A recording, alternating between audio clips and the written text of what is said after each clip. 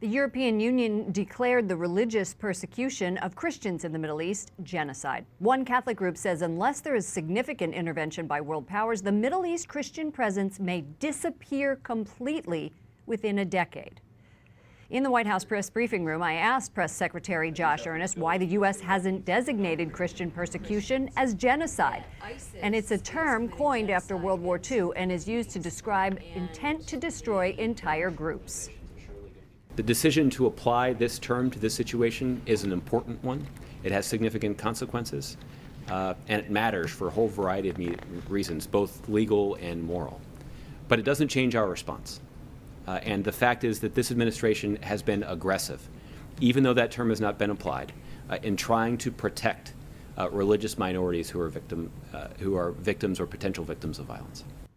Joining us now is Kirsten Evans. She's the Executive Director of In Defense of Christians, and Aram Hamparian, the Executive Director of the Armenian National Committee of America. What is your reaction to the administration not using the word genocide? Well, Lauren, I have to tell you, we're both impatient and still hopeful, right? In the omnibus bill of last year for 2016, there's actually a provision in the part on religious freedom in which Congress has basically mandated by law that the State Department and the presidential administration make this designation within 90 days of the passing of that bill.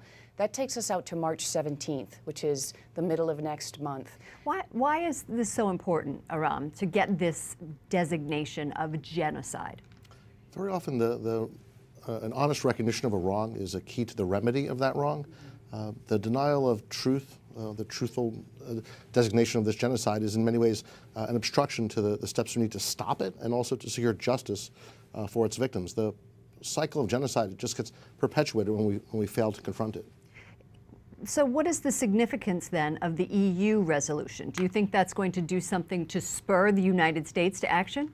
Yeah, I mean, Lauren, that significance is huge. Or basically what the European Union has done is they've said, we're going to take the moral leadership on this issue.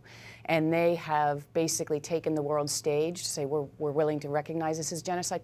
And they're asking the United Nations to begin an international criminal court investigation into these crimes in order to discuss how the international community can begin to bring about justice for these crimes. So.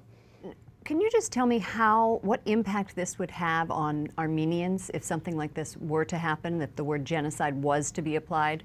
Sure. I think that Armenians have struggled for more than a century with Turkey's obstruction of justice for the Armenian genocide.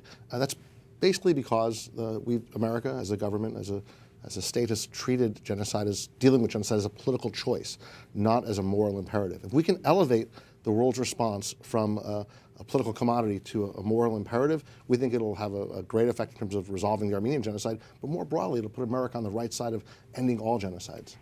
You said you're hopeful that this will happen. Do you expect it to happen? Do you expect President Obama to ever make that declaration? You know, Laura, we have resolutions in Congress which have 187 representatives that have co-sponsored stating that this is a genocide. We have another bill in the Senate that is taking up traction in the same area. The United States Commission on International Religious Freedom has submitted to the White House their study on this, saying this is genocide.